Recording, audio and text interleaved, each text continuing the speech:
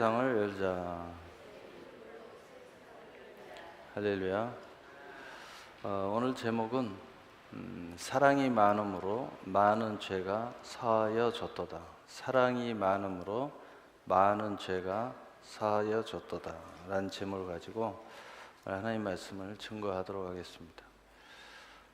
오늘은 그 내용의 핵심은 은혜와 죄에 대한 관계를 설교하고자 합니다. 왜냐하면 요즘 한국 그 사회가 굉장히 어려움을 내포하고 있고 정부는 아주 잘 되고 있다, 계속 그 소리만 하고 있습니다. 그러나 많은 또 학자들은 굉장히 어렵다, 뭐 여러 가지 이유가 이야기하죠. 오늘은 2년 만에 최고의 또 환율 급등이 일어나고, 또 대외 정세는 전쟁이 일어날 수도 있다, 이런 그 전운이 미국의 많은 기갑 사단부터 시작해서 여러 가지 이 상황들이 우리 한반도 주변으로 몰려와 있고 몰려오고 있고, 또 미국의 별자리의 장성들이 벌써 가까이에 비행기로 5대를 통해서 가까운 데 들어와서 작전 회의 중이라고 해요. 뭐 등등. 또 주가는 폭락하고 있고, 여러 가지 자영업자들은 완전히 폭망의 연속을 거듭하고 있고, 한국 사회가 굉장히 요동을 치고 있습니다. 또 이 보통 사람들이 더 잘 사는 사회를 만들고자 여러 가지 정책을 시도했지만, 도리어 잘 사는 사람은 더 잘 살고 못 사는 사람은 더 어려움을 겪는 상황이 벌어지고 있습니다. 이런 상황일 때 우리 신앙인들은 어떻게 해야 되느냐? 항상 우리가 생각하지만 어려울 때, 또는 뭔가 불안할 때, 또는 뭔가 판단이 잘 안 쓸 때, 어찌할 바를 모를 때 우리는 항상 기본으로 돌아가야 됩니다. 신앙의 가장 기본은 믿음이다, 이렇게 우리가 말하지만 사실은 믿음 이전에 은혜와 죄입니다. 이 죄와 은혜의 문제를 우리가 깊이 묵상해야 믿음이 되는 거예요. 그냥 믿음이다, 죄와 은혜를 알지 못하는 상태에서 그냥 믿음이다, 그러면 그 믿음은 실체 없는 믿음이 될 수가 있어요. 다시 말해서 무조건 맹신하는 믿음, 또는 여전히 이 폭풍우가 만약에 분다면 누가 망가질까요? 죄와 은혜 사이에서 이 좌측에 있는 사람들은 아주 폭망하겠죠. 그러나 우측으로 와 있는 사람은 하나님의 보호가 있겠죠. 항상 그랬어요. 우리 한국은 우리 세대에 겪었던 것이 IMF예요. 우리 어른들이 겪었던 세대는 6.25 사변도 있고, 뭐 일제 36년도 있고, 여러 가지가 있지만 우리 세대에 가장 가까울 때는 IMF, 나라가 부도가 났었죠. 근데 요즘에 또 나라가 부도가 날 수도 있다, 뭐 이런 이야기까지 나오고 있을 정도입니다. 이럴 때에 우리는 정신을 바짝 차리고 기본으로 돌아가야 된다. 기본은 뭐냐? 죄와 은혜. 그래야 믿음이 바로 서고, 또 죄와 은혜와 믿음의 관계가 바로 서야 우리는 기본은 뭐냐? 신앙이니까 하나님 앞에 항상 바로 서 있어야 된다는 거죠. 하나님이 어떤 상황 가운데서도 우리를 보호할 수 있는 상황에 놓여 있어야 된다. 그래서 여러분 잘 아시겠지만 상황이 결과가 좋지 않는 사람들을 보면, 또 사건 사고가 일어나는 것 보면, 또 심지어는 길 가다가 맞아 죽는 사람들 보면 하필이면 그때 이상한 짓을 해요. 그래서 그게 딱 맞아 들어가서 불의를 당하게 되고, 또 묻지마, 어제도 묻지마 폭행이 있었다고 그러죠. 그런데 하필이면 묻지마 폭행을 하려고 하는 사람이 그 장소에 있는데 하필이면 거기를 지나가요. 얻어맞는 거죠. 참 인생이 그런 거예요. 근데 보호를 받는다는 것은 뭐냐면, 똑같이 이렇게 삶을 살아가고 똑같이 지금 이렇게 똑같은 사회에서 살아가는데, 그런 그 불의를 당하는 현장에서 딱 비껴나서 그런 상황 속에서도 보호를 받는 현장으로 딱 지나간다는 거죠. 좀 신기하죠. 수년 전에 쓰나미가 일본에도 왔고 저기 어디죠? 거기도 왔는데 그때 살아난 사람들을 보면 그 순간에 그 쓰나미 왔을 때 산 쪽에 있고 또는 짐승들이 막 발광을 하고 막 어떤 상황들이 일어날 때 기억하고 있었던 거예요. 뭔가 이상이 있으면 짐승들이 먼저 움직인다. 그걸 보고 그것을 믿고 확신한 사람들은요, 그냥 막 높은 데로 이동을 한 거예요. 그리고 또 이동을 안 했는데도요, 어떤 사람들이 살았느냐, 그 병원 건물이 콘크리트로 확 찍어져 갖고 좀 높이 서 있는 건물인데 거기에서 나온 사람은 신기하게 죽어버렸고 거기에서 위로 올라가 있는 사람은 살았어요. 아무 대처도 안 했는데 건물이 거기 있는 사람은 또 살았어요. 우리가 이런 것들을 이렇게 보면 이건 뭐 불가항력적인 어떤 상황인데 그런 속에서도 우리는 불가항력적인 것을 이야기할 때 항상 하나님을 생각해야죠. 내가 어쩌다 보니까 사는 장소에 있었던 거예요. 또 죽은 사람들 보면 아무 자기 잘못이 없어요. 근데 죽을 자리에 있었어요. 그래서 아무리 노력을 해도 안 되는 그런 상황을 맞이해서 그렇게 돼버린 거예요. 너무 안타깝죠. 그런데 우리가 이제 성경을 돌아가서 성경을 이렇게 살펴보면 성경에도 그런 많은 일들이 기록이 돼 있어요. 그런 많은 일 속에서도 바로 하나님의 은혜, 그 다음에 죄의 문제, 이 사이에서 줄타기를 하는데 여기에서 우편으로 가면 그 엄청난 환난 속에서도 하나님이 보호하신단 말이에요. 그런데 왕이어도 왕의 권세를 가졌어도 좌측으로 가버리면 전쟁통에서 죽더라 이거예요. 참 안타깝죠. 그래서 우리가 이런 시점에서 바로 죄와 은혜의 부분을 기본으로 돌아가기 위해서 우리가 살펴보고자 합니다. 오늘 예수님께서 말을 47절에 47절 이러므로 내가 네게 말하노니 그의 많은 죄가 사해졌도다. 이는 그의 사랑함이 많음이라. 사함을 받은 일이 적은 자는 적게 사랑하느니라. 죄가 많은 사람들이 오히려 하나님을 많이 사랑하게 되고 죄가 적은 사람은 하나님을 적게 사랑한다는 거예요. 참 우리가 상상도 못한 이상한 말씀이에요. 죄가 많은 사람이 오히려 덜 사랑할 것 같은데 또 죄가 적은 사람이 더 많이 사랑할 것 같은데 도대체 이 말은 무슨 말인가? 이 도대체 무슨 말인가? 일단 예수님께서 오늘 본문 전체를 통해서 비유적으로 이것을 설명하십니다. 어떻게 설명하느냐? 누가복음 7장 36절, 39절 우리 함께 읽어보겠어요. 시작.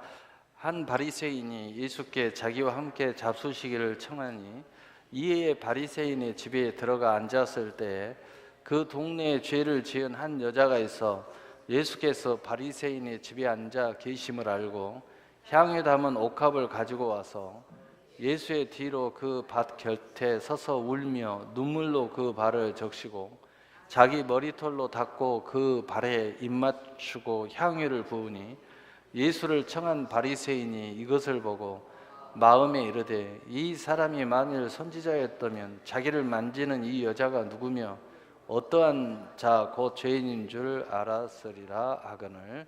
아멘. 이러므로 내가 네게 말한다. 지금 이 사건이 일어났기 때문에 이걸 설명해 주는 거예요. 한 여자가 옥합을 가지고 와서 확 깨가지고 다른 공간복음 연결해서 보면 이게 마리아라는 이름이 등장을 합니다.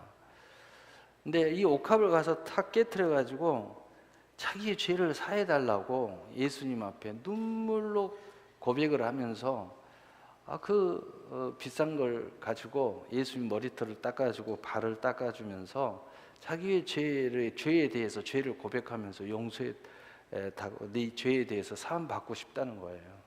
그런 이야기를 하는 것입니다. 그때에 이 시몬이 이런 대답을 해요. 누가복음 7장 40절에서 43절 우리 함께 읽어봅시다. 시작. 예수께서 대답하여 이르시되 시몬아 내가 내게 이를 말이 있도다 하시니 그가 이르되 선생님 말씀하소서. 이르시되 빚주는 사람에게 빚진 자가 둘이 있어 하나는 500데나리온을 줬고 하나는 50데나리온을 줬는데 갚을 것이 없으므로 둘 다 탕감하여 주었으니 둘 중에 누가 그를 더 사랑하겠느냐? 시몬이 대답하여 이르되 내 생각에는 많이 탕감받은 자니이다. 이르시되 내 판단이 옳다 하시고. 그 한 여자가 그 향유를 깨가지고 엄청난 일을 벌였는데 그 부분에 대해서 바리새인이 엉뚱한 소리를 하고 있을 때 예수님 그걸 설명하려고 비유를 이야기하는 거예요. 그리고 거기에 대한 해답을 시몬에게 물어봅니다. 이 시몬이 딱 그러는 거예요. 많은 죄에 대해서 탕감받은 사람이 더 많은 헌신과 사랑을 한다는 겁니다. 그게 예수님께서 네 말이 옳다. 네 말이 옳다. 그러면서 바로 예수님께서 시몬과 여자의 차이점을 결론을 이렇게 이야기합니다. 44절 46절 그 여자를 돌아보시며 시몬에게 이르시되 이 여자를 보느냐? 내가 내 집에 들어올 때 너는 내게 발 씻을 물도 주지 아니하였으되 이 여자는 눈물로 내 발을 적시고 그 머리털로 닦았으며 너는 내게 입맞추지 아니하였으되 그는 내가 들어올 때부터 내 발에 입맞추기를 그치지 아니하였으며 너는 내 머리에 감람유도 붓지 아니하였으되 그는 향유를 내 발에 부었느니라. 이렇게 이제 적용을 하는 거예요. 그러니까 하나님 이 설교는요, 지금 예수님이 설교를 하신 거예요. 설교는 뭐냐? 근데 예수님은 항상 실생활 설교예요. 상황에서 하나님께서 거룩한 어떤 그 복음을 전할 때 문제에 대해서 제기를 하면 그걸 가지고 비유적으로 이야기하시고 그리고 다시 현실로 돌아와서 아주 직선적으로 무엇이 잘못됐고 무엇이 옳은지 정확하게 말씀하셔요. 그래서 다시 비유적으로 이야기하고 스스로 대답하게 만들고 그래서 시몬이 대답하잖아요. 많이 사랑하고 많이 탕감받은 사람이 많이 사랑하겠다. 네 말이 옳다. 자, 그러면 현실적으로 이야기하는 거예요.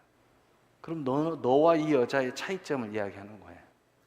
너는 내가 너희 집에 이렇게 왔는데도 불구하고 너는 입맞추지도 않았고 내게 한 게 없다는 거예요. 근데 이 여자는 나를 들어오면서부터 내 발에 입맞추고 내 머리에 감람유도 붓고 내 발에도 부었어. 근데 너는 이 여자하고 차이점이 뭐냐? 이 여자가 한 것을 아무것도 하지 않았다는 거예요.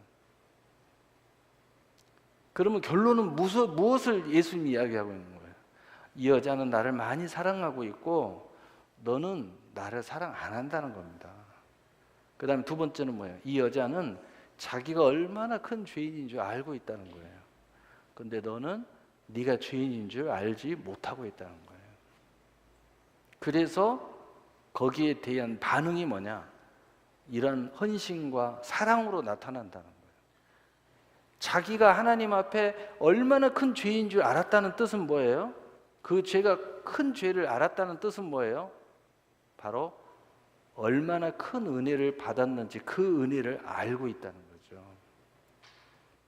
그러니까 은혜가 없는 사람은 죄인인 줄 모르는 거예요. 그러니까 내가 큰 죄가 내게 있다.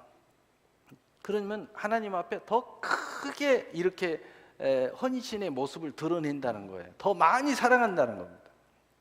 사랑은 반드시 용서와 헌신이 따라가잖아요. 여러분이 누군가를 사랑하면요, 그 사람의 모든 그 허물이 다 덮어져요. 용서와 그 다음에 그 사람을 위해서 여러 가지 것들로 헌신을 해요. 마음과 정성과 시간과 물질과 그게 다 들어가게 되어 있어요. 바로 그것을 예수님이 말씀하고 있는 거예요. 그러면 그 말은 뭐냐? 그만큼 은혜가 있다는 거죠. 이 여자가 왜 예수님에게 매달리겠어요? 이미 예수님이 죄를 사하기 전에 이 여자는 예수님에 대하여 은혜가 있는 사람이에요. 믿음이 없으면 예수님 왜 나와서 예수님에게 매달리겠어요? 근데 이 시몬은 전혀 그렇지 않는 거예요. 그러니까 결국은 뭐냐? 예수님을 사랑하지 않았어. 죄인인 줄 몰라. 결론은 뭐예요? 은혜가 없는 사람이죠.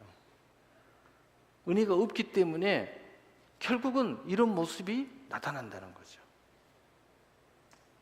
여러분, 그래서 세상 사람들은요, 은혜는 뭐예요? 내가 축복 많이 받았다, 은혜 많이 받았다, 내가 하나님의 뭐 했다, 그러면 더 자기의 과시가 있잖아요. 그런데 우리 믿음 안에서는 하나님의 축복이 오고 또 하나님의 은총이 오면 올수록, 은혜가 오면 올수록 하나님을 더 사랑하는데 내가 거꾸로 더 하나님 앞에 큰 죄인인 줄 안다는 겁니다. 그러니까 하나님을 더 크게 사랑할 수밖에 없다는 거예요. 그러니까 세상의 것과 성령의 것은 비슷한 것 같지만 역으로 나타나는 거예요. 그래서 하나님의 은혜는 더 사람을 겸손하게 만들어요. 그러나 세상의 은혜는 교만하게 만드는 거예요. 그리고 하나님의 은혜는 내 안에 있는 것들을 자꾸 비워서 깨끗한 그릇으로 만들어요. 그런데 세상의 것은 그것들이 들어와서 내 자리에 자리를 잡고 그것이 자기의 주장을 하게 돼 있어요. 그러니까 부딪히는 거죠. 다툼이 있고. 그것들이 들어와서 내 안에서 주인 노릇을 하려고 그래요. 근데 하나님의 은혜는 내 안에 있는 모든 것들을 자꾸 버리게 만드는 거죠. 그래서 비우게 만들고 깨끗한 그릇이 만들어서 오직 하나님이 주인이 되도록 나를 만드는 거예요. 그러니까 하나님의 은혜는 세상의 은혜와 세상의 축복과 하나님의 축복은 비슷하게 보이지만 완전히 역설적이다. 그러나 그 능력은 가히 비교할 수가 없다. 그런데 굉장히 역설적이에요. 우리가 하나님의 축복을 받으면 받을수록 더 겸손해지는 거예요. 더 겸손해지는 거죠. 더 마음이 비워지는 거죠. 그리고 더 나의 주장이 없어져요. 하나님이 나의 주장이 되는 거죠. 이렇게 다 자꾸 되는 거예요. 그러니까 하나님의 뜻에 순종하는 것이 굉장히 쉬워지는 거죠. 하나님의 뜻을 쫓아가는 것이 굉장히 쉬워져요.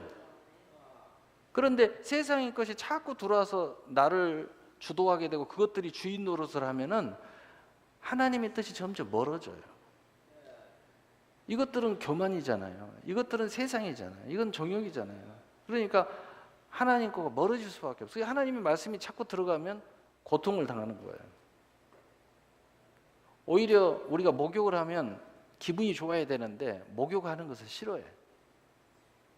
굉장히 힘들어하죠. 그래서 오늘 이 본문은 이러므로 내가 너에게 말을 한단 말이야. 이런 것이 있어서 내게 말을 한다. 뭐라고 말했어요? 다시 오늘 본문으로 가면 많은 죄가 사하여짐은 그 사람의 사랑이 많기 때문이다. 이 말은 뭐가 들어있어요? 이제 은혜가 많이 있다는 거예요. 자기가 얼마나 큰 죄인인 줄 알고 있다는 거예요. 그것에 대하여 하나님의 받은 은혜를 알고 있다는 거죠. 그런데 적은 죄가 사해졌다는 적은 사랑을 했다는 겁니다. 적은 사랑. 이 시몬은 아예 사랑도 안 했지만 적은 사랑. 그래도 예수님은 믿음의 사람 안에서 표현하는 거예요. 적은 사랑을 했다는 거죠. 그것은 뭐예요? 그가 적은 죄만 알고 있다는 거죠. 그래서 받은 은혜가 적다 이 말이에요. 그래서 사랑도 적게 한다는 거예요. 하나님 앞에 사랑을 적게 사랑을 해요. 그러니까 사랑은 반드시 용서가 있고 화평이 있고 헌신이 따라가야 되는데 그런 것들이 작아. 여러분이 하나님의 은혜가 많은 사람들은요, 남을 용서하는 것도 굉장히 쉬워요. 그런데 이 은혜가 적은 사람은 남을 용서를 잘 못해요. 자기의 의로움이 아직 있기 때문에 잘 용서가 안 돼요. 또 허물을 잘 덮어주지를 못해요. 그런데 내가 허물이 너무 많다는 걸 아는 사람들은 당연히 덮어야죠. 어떻게 생각하면 나보다 더 나은 것 같아. 나는 더 큰 허물이 있는데 단지 나는 하나님 앞에 더 큰 은혜를 받았다는 차이밖에 없다는 거죠. 나는 그것을 알기 때문에 하나님 앞에 더 은혜를 많이 받으려고 노력했을 뿐이야. 그래서 이 사람보다 더 나은 것처럼 보이지만 실제로는 내가 더 훨씬 더 큰 죄인이라는 거죠. 근데 이 사람은 그걸 아직 모르기 때문에 나보다는 더 나은 것 같은데, 그렇지만 아직 그 은혜를 모르고 있을 뿐이라는 거죠. 그래서 훨씬 용서하기도 쉽고 또 허물을 덮어주기도 쉽고 또 기다릴 줄도 알고 그러는 거죠. 그래서 이러므로 내가 내게 말한다. 바로 이러한 것을 설명을 하시고 그래서 이런 원리가 있단다라고 말하는 겁니다. 그러면서 구체적으로 이야기했잖아요. 너하고 이 여자하고 무슨 차이가 있느냐. 그러니 너 이 여자 함부로 판단하지 말라는 거예요. 그러니 나도 함부로 판단하지 말어. 이 여자가 내 몸을 맞췄다고 선지자가 돼갖고 여자가 몸을 만지는데 가만히 있다, 그따위 소리 하지 마. 예수님이 그렇게 이야기하는 거죠. 이 사람은 이런 엄청난 은혜가 있고 자기가 얼마나 큰 죄가 있는 줄 알고 이 헌신이 아무나 되는 거 아니야. 너는 이거 아무것도 안 했잖아. 근데 여자는 지금 나에게 하고 있잖아. 그러니 함부로 이야기하지 마라. 응? 함부로 이야기하지 마. 응? 그런 이야기 하는 거야. 함부로 이야기하지 마. 그 이야기를 하는 겁니다. 자, 그러면 이제 오늘 말씀은 사실 끝났어요. 끝났지만 오늘 이 죄와 은혜 사이에서 우리가 성경적으로 한번 살펴보려고 합니다. 많은 죄. 자, 로마서 5장 20절, 로마서 5장 20절 우리 함께 읽어봅시다. 시작. 율법이 들어온 것은 범죄를 더하게 하려 함이라. 그러나 죄가 더한 곳에 은혜가 더욱 넘쳤나니. 야, 로마서에도 똑같은 얘기가 써져 있어요. 죄가 많은 곳에 은혜가 더 많다는 겁니다. 무슨 이야기냐? 죄만 저지르는데 은혜가 많다는 뜻이 아니라 내가 죄가 얼마나 많은지 아는 곳에, 깨닫는 곳에, 용서함을 비는 곳에 이 여인처럼 주님 앞에 나와 옥합을 깨트리면서까지도 그 죄의 문제를 해결하려고 몸부림치는 그 여자처럼 바로 그 죄에 대해서 충분히 이해하고 있는 사람은 하나님의 은혜가 더 넘쳐나게 돼 있다는 거죠. 축복이 더 많아지게 돼 있다는 겁니다. 예수님이 더 강력하게 역사할 수밖에 없다는 거예요. 바로 그것을 이야기하는 거예요. 그러나 로마서 5장 21절 우리 함께 읽어보시죠. 시작. 이는 제가 사망 안에서 왕노릇 한 것 같이 은혜도 또한 의로 말미암아 왕노릇 하여 우리 주 예수 그리스도로 말미암아 영생에 이르게 하려 함이라. 자, 여기에서 더불어서 이야기하는데, 자, 은혜가 많다. 은혜는 뭐예요? 선물입니다. 그러나 영생도 선물이면서 20절에 말하는 것과 21절의 말은 똑같은 선상이 있지만 결과적인 열매는 다른 것을 설명하고 있어요. 그러니까 예수님께서도 여기서 많은 죄, 적은 죄, 많은 사랑, 적은 사랑. 근데 사랑은 똑같은 거야. 근데 크고 적은 것만 이야기하는 거예요. 무슨 이야기냐? 좀 더 쉽게 이야기하면 우리 열매를 보면 우리의 삶도 열매가 많은 사람이 있고 적은 사람이 있어요. 똑같이 예수 믿는 사람도 똑같이 믿음을 가졌는데 큰 믿음이 있고 적은 믿음이 있어요. 똑같이 사역을 하는데 어떤 사람은 사역을 많이 하는 사람이 있고 어떤 사람은 작은 사역을 하는 사람이 있어요. 또 어떤 사람은 똑같이 신앙생활을 하는데 죽도록 충성하는 사람이 있어요. 그런데 어떤 사람은 스스로한 사람이 있어요. 그럼 뭐 누가 말리겠어요? 그럼 뭐 누가 말리겠어? 예수님이 하신 말씀대로 네 믿음대로 될지어다. 그러나 여기서 분명히 구별해야 될 것이 있어요.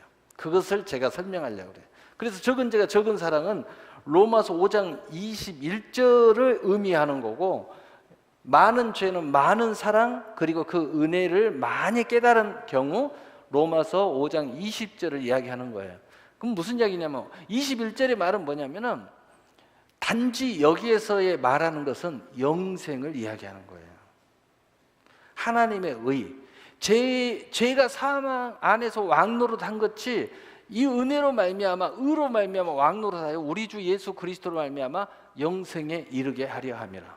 그러나 바로 그 의, 주님의 의로 말미암아 영생에 이른다는 겁니다. 무슨 얘기냐면 우리가 믿음의 선물을 받는 한 많이 사랑하나 적게 사랑하나 똑같이 다 구원에 이르게 된다는 거예요. 그렇지만 그 안에 많이 사랑하는 사람과 적게 사랑하는 사람은 다른 부분이 있다는 거예요. 이것을 이야기하는 거예요. 똑같은 은혜인데 영생의 은혜와 그리고 사랑의 은혜에는 조금 차이가 있다는 겁니다. 그러니까 여러분이 이제 신앙생활을 어떻게 할 거냐 하는 것은 여러분의 믿음대로 하는 거예요. 그러나 그 믿음이 어디에 직면하게 되어 있느냐, 하나님의 은혜 앞에 여러분의 자신의 신앙의 양심이 직면하도록 되어 있다는 거예요. 그런데 하나님의 받은 바 된 은혜의 기초는 죄에 있어요. 여러분이 얼마나 큰 죄에서 내가 나오고 있고 나왔고 나오고 있다는 것을 알면 알수록 여러분의 믿음의 행보가 하나님의 사랑의 고백으로 크기가 달라진다는 겁니다. 그러나 이것을 알지 못하는 사람들과 또는 조금 아는 사람들은 조금 할 수밖에 없다는 겁니다. 그것에 따라 바로 그 은혜의 크기도 달라진다는 거예요. 그래서 저는 가끔 우리의 그 믿음의 선진들의 그 일생의 일대를 다양한 모습 속에서도 조명을 해봐요. 어떤 사람은 진짜 스스로 낮은 자리에서 엄청난 길을 걸어가요. 근데 그것이 자기의 구원의 시련이고 은혜의 시련이고 그것이 행복의 시련이에요. 그 사람들의 그 평생의 그 일대기의 그 숙이라든가 일기라든가 보면 그 사람은 그것이 천국이야. 우리가 볼 때는 정말 고통의 연속의 길을 가고 있는데 그분은 그게 천국이야. 근데 그러는가 하면 제가 잘 말하는 록펠러처럼 세상에서 최고의 그런 모습, 또 멋진 모습, 돈도 많은 모습, 또 정치적으로 모든 영향력을 미치면서 또 갑니다.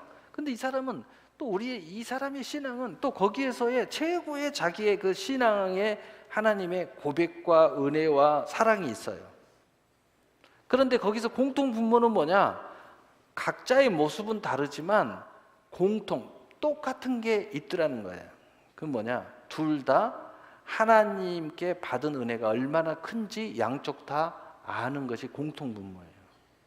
그 다음에 두 번째 공통 분모는 록펠러나 저 밑바닥에서 끝까지 전도자의 길에서 길바닥에서 죽은 전도자 썬다싱 같은 사람이나 똑같은 공통 분모가 하나 있는데 자기의 신앙관에서 죽도록 충성했다는 거예요. 그게 공통 분모예요. 죽을 때까지 하나님의 영광을 위해서 일했다는 겁니다. 그게 공통 분모예요. 바로 그것이 이 두 가지의 차이점이에요. 여러분 걱정할 거 없어요. 여러분이 하나님의 의가 있는 사람은 다 구원에 임합니다. 그러나 그 사랑의 크기는 다르다. 하나님 앞에 내가 얼마나 큰 죄인인지를 깨달으면 깨달을수록, 은혜를 받으면 받을수록 그 사랑의 규모는 달라질 수밖에 없다. 이것은 다른 문제다는 거죠. 그래서 이것이 왜 이렇게 일어나느냐? 로마서 6장 1절 5절은 이렇게 설명해요. 이 부분은 이렇게 설명합니다. 우리 함께 읽어보겠습니다. 시작. 그런즉 우리가 무슨 말을 하리요? 은혜를 더하게 하려고 죄에 거하겠느냐? 그럴 수 없느니라. 죄에 대하여 죽은 우리가 어찌 그 가운데 더 살리요? 무릇 그리스도 예수와 합하여 세례를 받은 우리는 그의 죽으심과 합하여 세례를 받은 줄을 알지 못하느냐?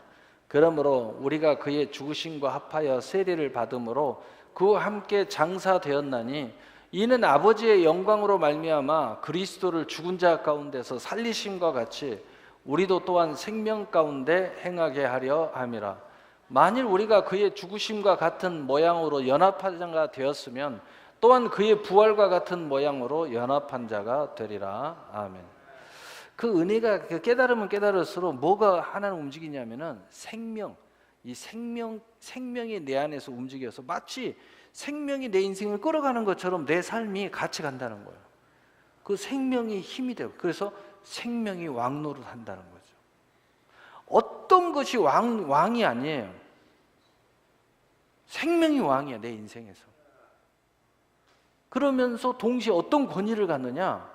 바로 예수님이 부활했듯이 나도 이 부활의 권능이 나를 연합해가지고 나를 끌고 간다는 거예요. 그런 권위를 가지고 산다는 거예요.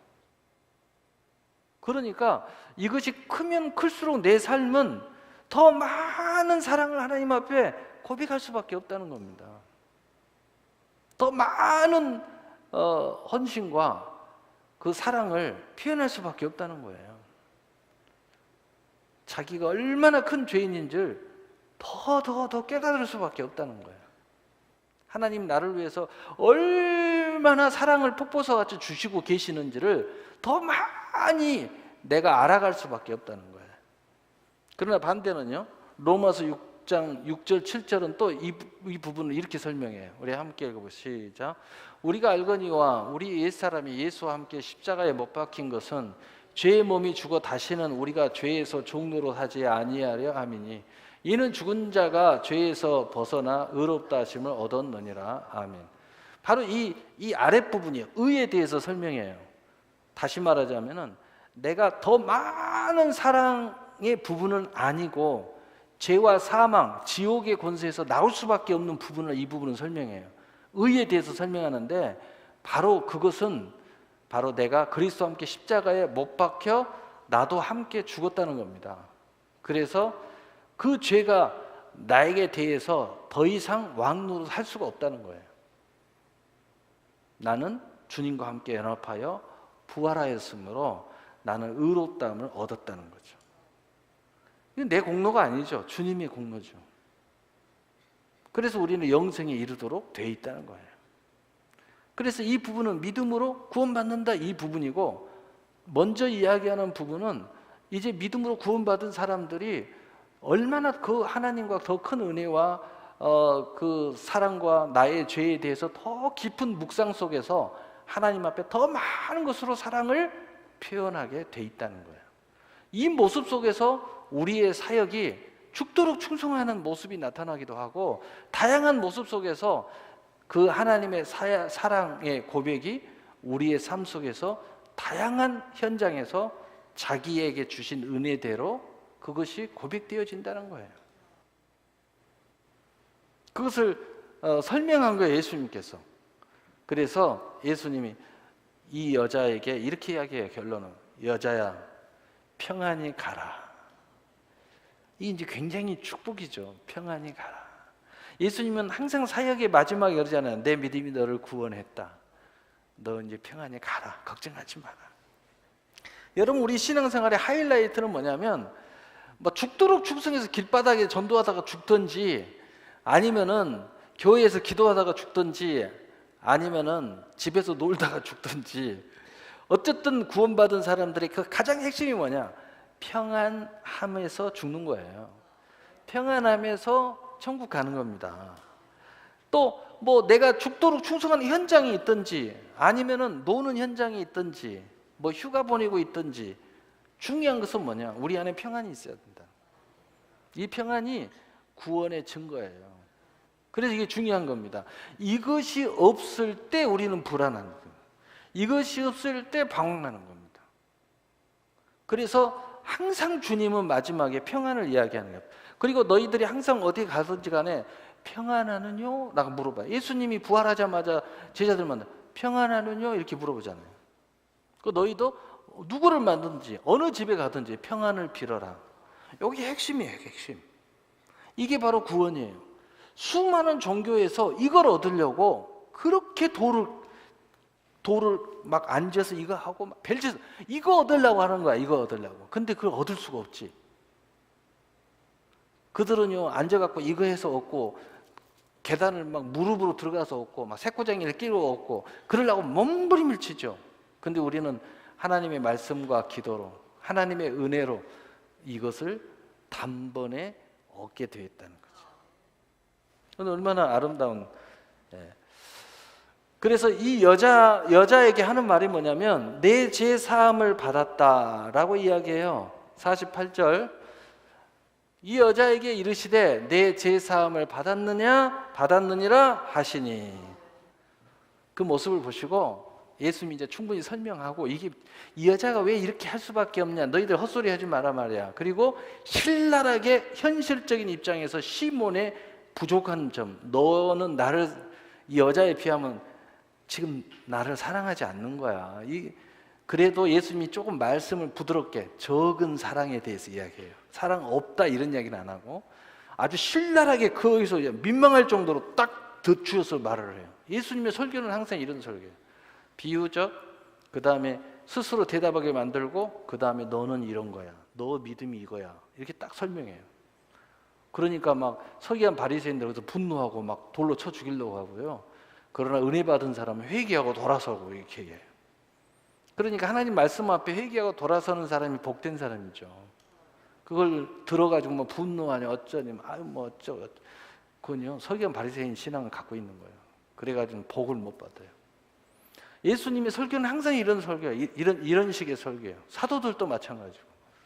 그래서 항상 돌이 날라들든지 아니면은 뒤 엎어지든지 막 이런 역사가 일어나는 거죠.